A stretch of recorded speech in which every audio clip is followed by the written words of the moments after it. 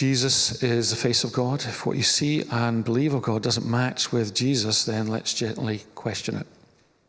Be aware first and then ask, does what and how I am hearing reflect the Jesus of the Bible, who is the exact representation of God the Father, maker and lover of heaven and earth?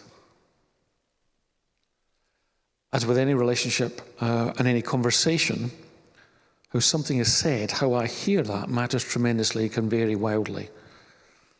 My knowledge and trust of the other gives me parameters within which I can judge the likely intent and meaning within the conversation. There's discernment required here, of course, and it's ongoing learning. I mishear, I misread, so honesty and humility is needed at the core of any relationship. The more I trust and experience the goodwill of the other, the more I can presumably, consistently take the harder stuff. So tone and body language, if we're using imagination and visuals, matter. Let's be aware and alert here. So that's the flea, and what do you hear?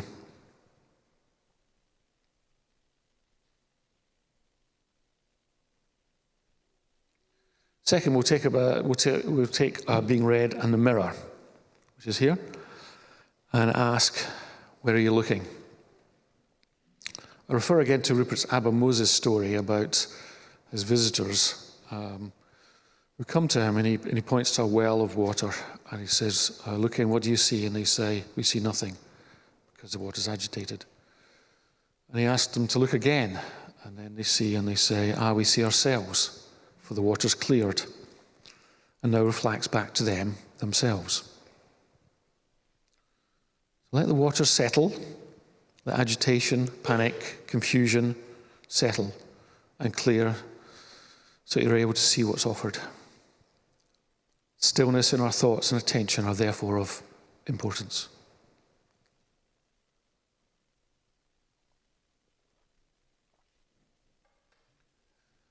Our key scripture is James 1, 23-24. Anyone who listens to the word but does not do what it says is like someone who looks at his face in a mirror and after looking at himself goes away and immediately forgets what he looks like. So even here in James 1, we could ask ourselves, what am I hearing? How am I hearing it? As an accusation, as a warning? Perhaps it's just honest and is accurate. But more than that, I think it says that the Word of God is a mirror and is intended to reflect back to us, and says, is the Word going anywhere inside, somewhere deep and affecting me? So a key posture towards the Bible, I suggest, is honesty and humility. You put your hand up and say, yes, that's me. I see me. Parables and the stories of Jesus are all about this. They invite listeners, readers, to see themselves in the story first, and so open themselves up to hear the particular message to them. Where am I looking when I read Scripture? Our Joan Chittister's story of the rabbi asks, is the Bible also reading me? The mirror suggests we look inside and see ourselves. This is with the knowledge that the Spirit of God is indwelling, that inside, at our center, is the soul entwined with the indwelling Christ. The focus is inward, but it's also where Christ dwells. As Philip Yancey put it, God makes his home in us as we make our home in him. So we note any challenges and questions that arise, and note any desires that emerge, and express them in prayer and act upon them. Which leads us to Lectio after this. So the sights and sounds of Scripture with alternative sermon title of The Flea and the Mirror.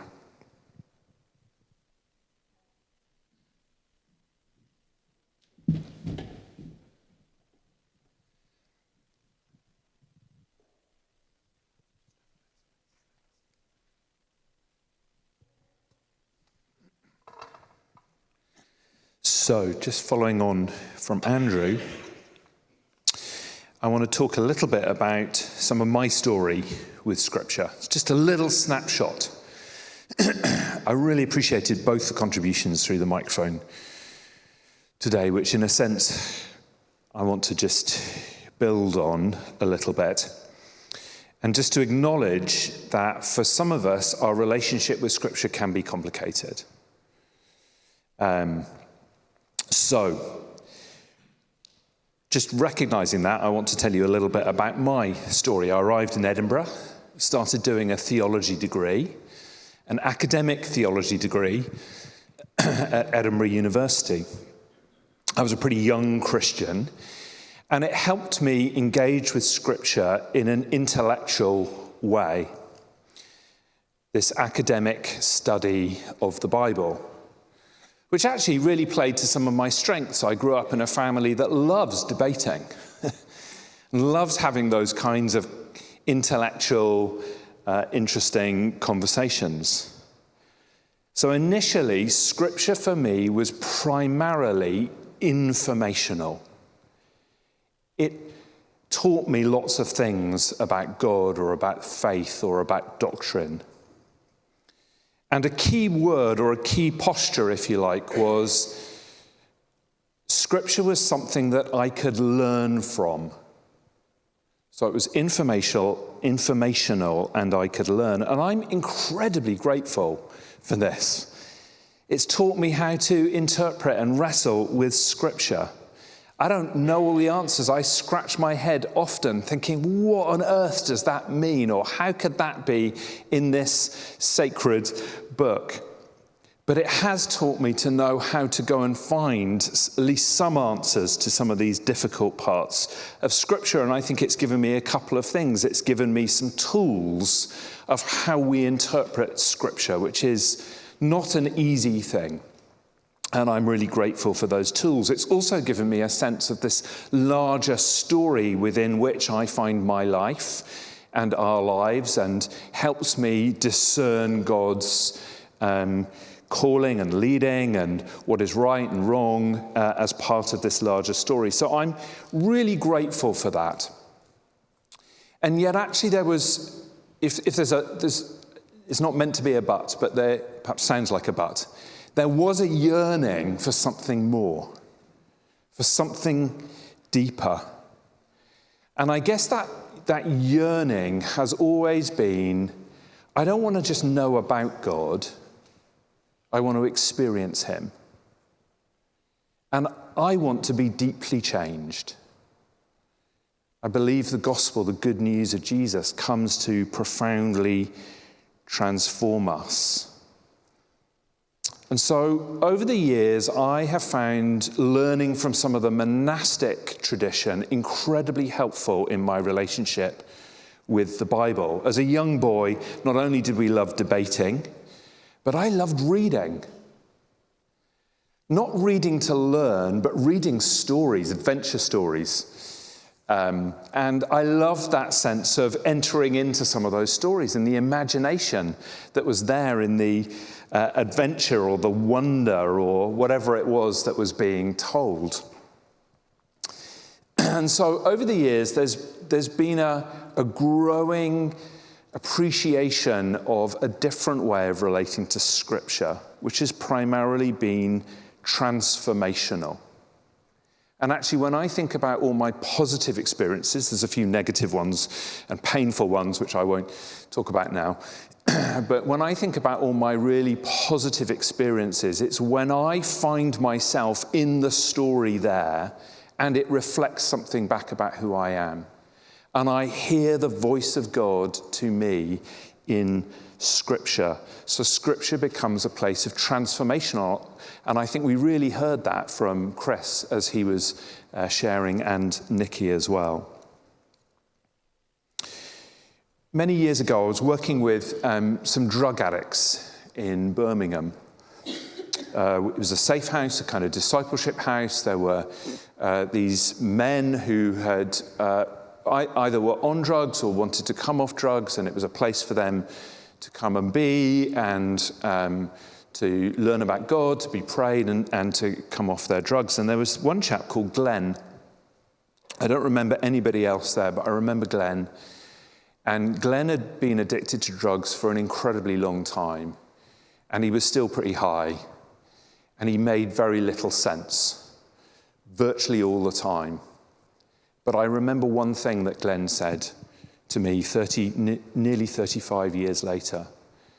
In the midst of his high, drug-fueled, scrambled brain, Glenn said to me, the thing is, we were talking about the Bible, and he said, the thing is, Rupert, I don't read the Bible reads me. I'm like, oh, I didn't understand it 35 years ago, but I understand it now, and I remember it. Never a truer word has been spoken by the most unlikely prophet.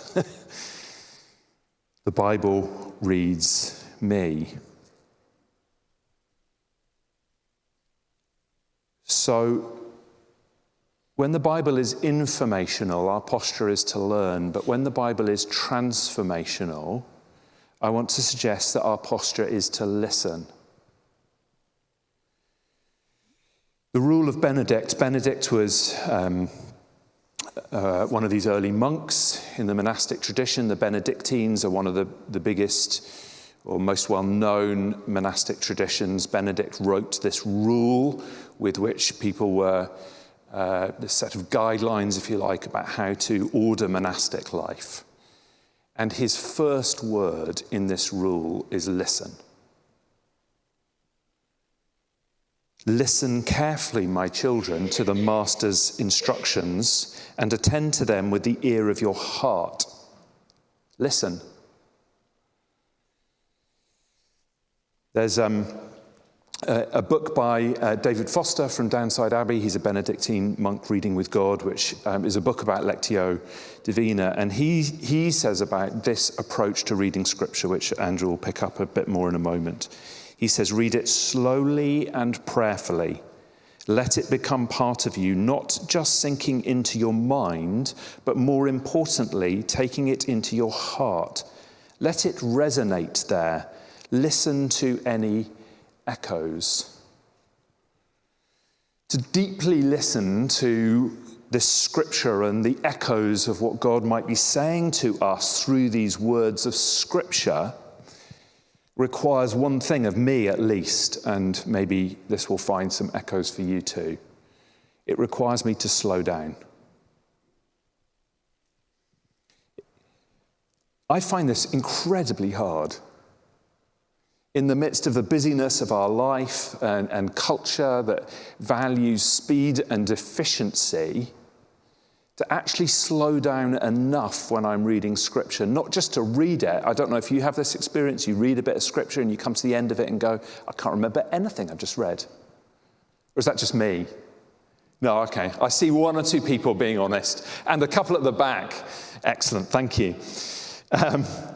And I think we can learn from the monastic tradition that gives space and prioritize listening to God's voice in the Scriptures. So again, in this book, David Foster says, there are many ways of slowing down besides repeated reading. Early monks learned the text or portions of it by heart. Others copied it out. The merit of reading aloud has already been mentioned in an earlier part of his book. Some people like to compare different translations or parallel passages in the Scripture. I think this quote's incredibly helpful because he's giving us some really practical ways in which we can slow down when we read Scripture. And I want to just very briefly talk about 4 ways that I'm trying to slow down. And I offer this not in a prescriptive way, but just a descriptive way to say, this is what I do to try and slow down, to listen as my primary posture before Scripture. First thing is I use the Psalms a lot, because the Psalms are wonderful poetry that begins to get me out of my head and describes the human experience. Now, in some monastic traditions, I thought they read all 150 Psalms in a month. I actually discovered they do it in a week. That's incredible. That's like 20 a day. Now, they've got loads of time. So my practice is to read 2 Psalms a week. One for 3 days, one for 4 days. And I often find that by day 3 or day 4, I read something that I hadn't seen on day 1. Because I'm trying to slow down. So David Foster says repeated reading can help us slow down. So by day 3, I'm like, oh, where did those words come from? So the Psalms, which describes often our human experience, has often been part of the monastic tradition of reading scripture. So I find Psalms really helpful. I just do 2 a week, and I'll often just take 1 verse. So the verse I'm living with at the moment is, you are ever mindful of your covenant. I'm really struck by ever mindful. Just chewing on that. Now, the second thing is, I use a lectionary. Now, in our tradition, we've tended to be looked down a little bit sometimes on structured reading like this. I found a lectionary incredibly helpful. So a lectionary is a collection of readings. They read most of Scripture over 3 years. There's an Old Testament, a Psalm, and a New Testament reading each day. I sometimes just read the Psalm, but I'll sometimes dip into the New Testament, Old Testament readings as well. The real gift for me of using a lectionary is it's something that is given to me. So my approach to Scripture is not one where I'm in control, but actually something is given to me which I receive. It changes my posture of what is it God wants to say to me through this Scripture that has been given as a gift to me. I'm not in control here. I'm not going to dictate what I read.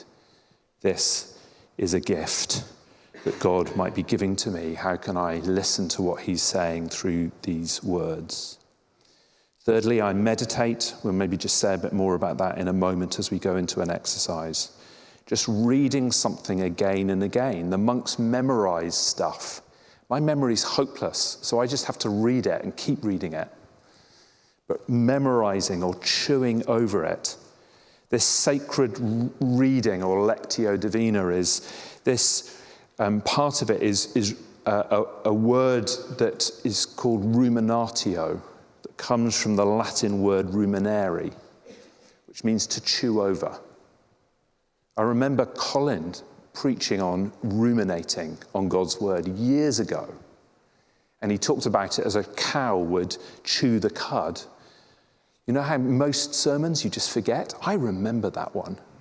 And so I take these words and I just chew on them. And there's some scriptures that I've been chewing on for 35 years. They're very small. Don't get too impressed, because it just takes a long time for it to sink from here to here. So be still and know that I'm God is one that I've been chewing on for 25 years.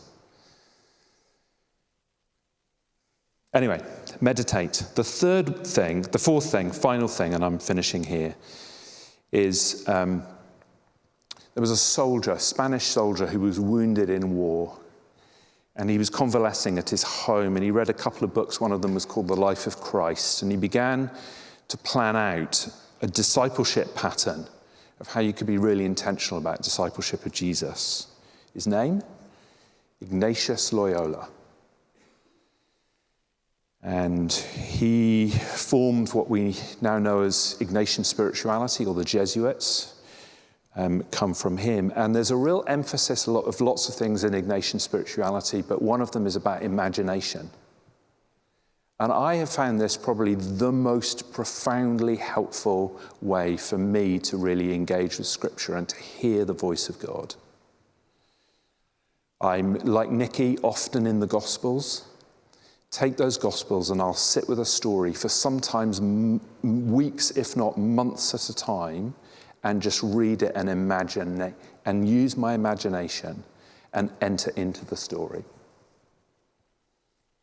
And these are the things where I have learnt how to listen and hear to the voice of God in the midst of the scriptures. So we're now going to put it into practice.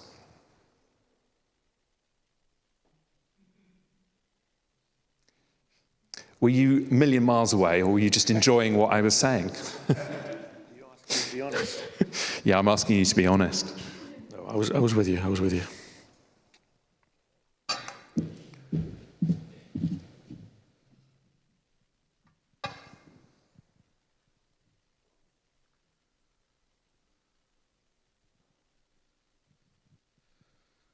So we're going to just introduce Lectio Divina, and then I'll go through some of the steps, and then we've got a passage which I'm going to read out twice, and we're going to have time just to each and corporately be with that passage. So in Lectio Divina, we hear the words of God in our body, not just in our heads, but in our center, our bellies.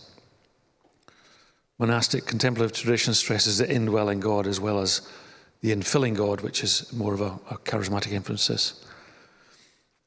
In Celtic spirituality, for example, which is largely monastic in shape, matter matters, which is what the founder of the Iona community often said, matter matters.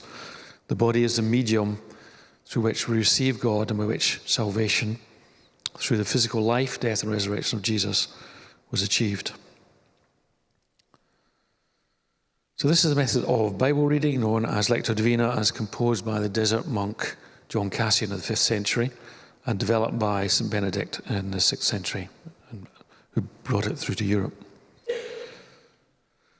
What Cassian learned from the early monasticism of Egypt and then relayed to Western monasticism by Benedict was a method of keeping our hearts still. The belief was that if our hearts and our minds could be still and free from distraction, again thinking of the well story here, we would hear and see inklings of the word Jesus, who is in the beginning and through whom all things have come into being. The common ground between Celtic tradition and Cassian's teaching is that there's a confidence instead of a suspicion around the practice of listening within ourselves for the word of God, which resounds within our being. For deeper than any confusion or darkness in us is the light that enlightens and resides in us as the indwelling Christ. Lectio Divina is a process. It's not simply an interesting thought. It's not a recitation or a formula. It's a confrontation with self and with God. Now, the typical steps, which are not necessarily experienced sequentially, but it's actually quite helpful to think in those terms. These are the steps I'm going to go through. In some versions, you have 4 or 5 steps. I'm just going to do 3 steps here. First step is called Lectio, which is reading, or rather, in this case, listening. We recall a scripture and we listen to it being spoken within ourselves to the point of the text becoming our own. Next step is meditatio, which is repetition. So we allow a single word or a single phrase or an image from the passage to capture the attention of our heart. Then it's a simple repetition of that word or that phrase, silently repeating that again and again in our hearts as a way of being attentive to God, a deeper level than commentary. It's about being filled with the presence of God and of resting in his love.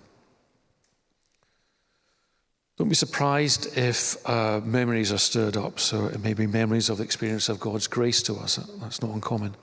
And then we sink into that too. The third bit is oratio, which is prayer that is spoken from our heart. So desires may emerge for ourselves or for others, And this then is a trigger or the basis for express prayer or potential action. So maybe a summary, we'll just pick up some of the key words here. So we listen, which is one of Rupert's key words here, is listen to the words within our body. And this is quite important here, is identify a word or a phrase that stands out to you or stirs you. And then gently repeat that. Again, hearing it within your body and sink deeper into that, into the love of God. Note any memory of any gifts that's given, and particularly any desires laterally that emerge, because it's on the back of that desire that you can then jump forward to an express prayer or an action.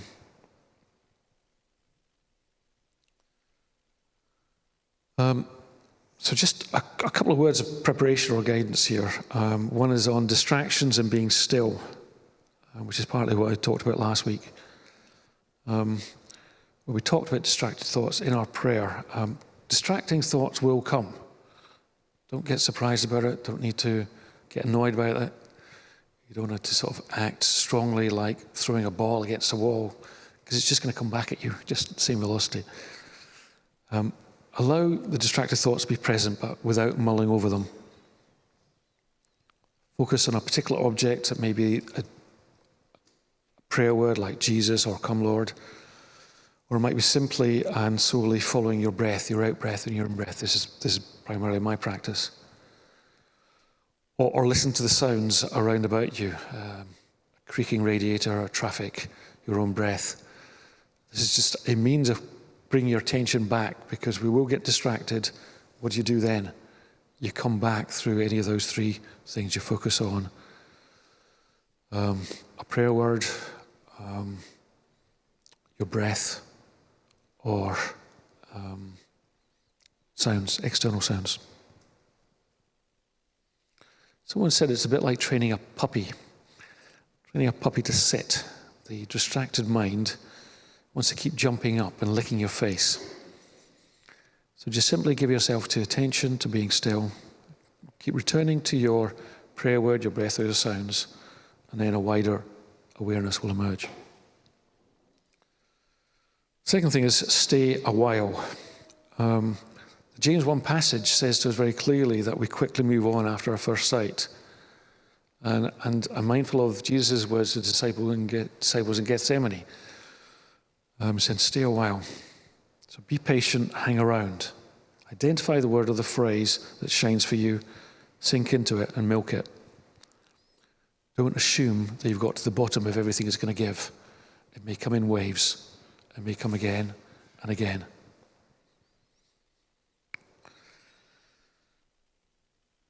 In short, there's no need to push the river here.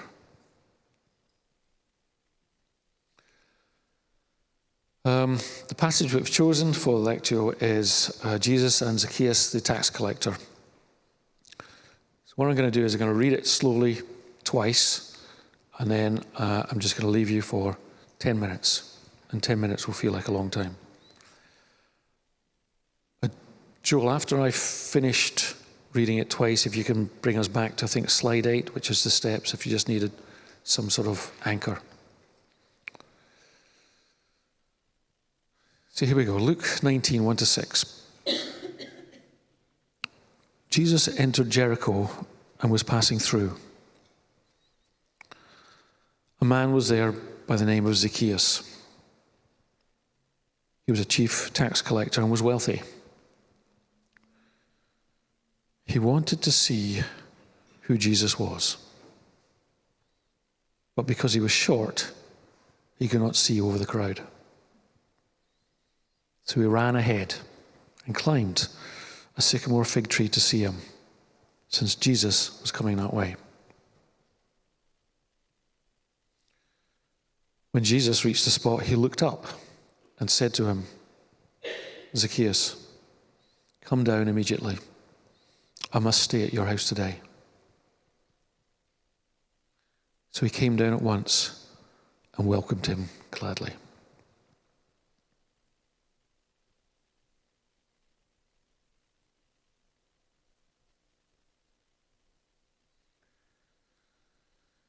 Jesus entered Jericho and was passing through. A man was there by the name of Zacchaeus. He was a chief tax collector and was wealthy. He wanted to see who Jesus was. But because he was short, he could not see over the crowd. So he ran ahead and climbed a sycamore fig tree to see him, since Jesus was coming that way.